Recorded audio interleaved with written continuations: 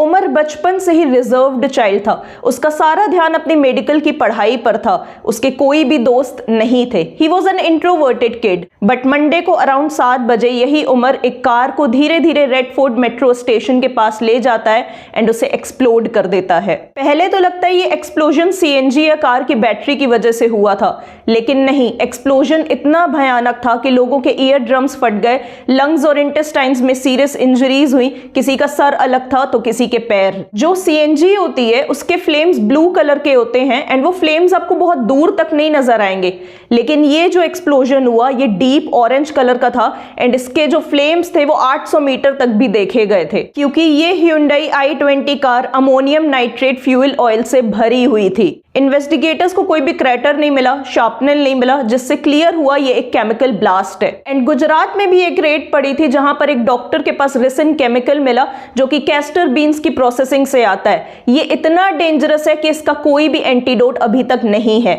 उमर ने एक detail miss कर दी, रेड फोर्ट मंडे को बंद रहता है एंड मे बी वो फ्रस्ट्रेट भी हुआ हो एंड शायद इसी वजह से एक्सप्लोजन का इंपैक्ट कम था। इन्वेस्टिगेटर्स का कहना है कि ये एक कन्वेंशनल मिलिटेंसी का केस नहीं है। यहाँ पर एक शिफ्ट देखने को मिल रहा है क्योंकि यहाँ पर एजुकेटेड प्रोफेशनल्स इन्वॉल्व्ड हैं इस पूरे क्राइम में, जो कि सारे डॉक्टर्स हैं। तो ये बन गया एक व्हाइट कॉलर टेरर नेटवर्क। इनको आर्म्स के लिए, एक्सप्लोजिव्स के लिए चैरिटेबल एक्टिविटीज से पैसा मिलता है। कुछ बहुत इंटरेस्टिंग और इंपॉर्टेंट क्वेश्चंस यहाँ पर हमें पूछने चाहिए। सबसे पहला, कार के मल्टीपल फेक रजिस्ट्रेशंस हुए थे, साफ साफ टेरर लॉजिस्टिक्स का केस था, तो क्या इंटेलिजेंस को इसका पता नहीं चला? दूसरा, मंडे को 4 बजे रेडिट पर एक स्टूडेंट पोस्ट करता है कि रेड फोर्ट के पास बहुत ज्यादा सिक्योरिटी है और बहुत ज्यादा मीडिया है, तो क्या इंटेलिजेंस को कोई इनपुट मिला था? तीसरा, उमर ने अपनी कार रेड फोर्ट के पास 3 घंटे तक पार्क की हुई थी और उससे 1 सेकेंड के लिए भी बाहर नहीं निकला।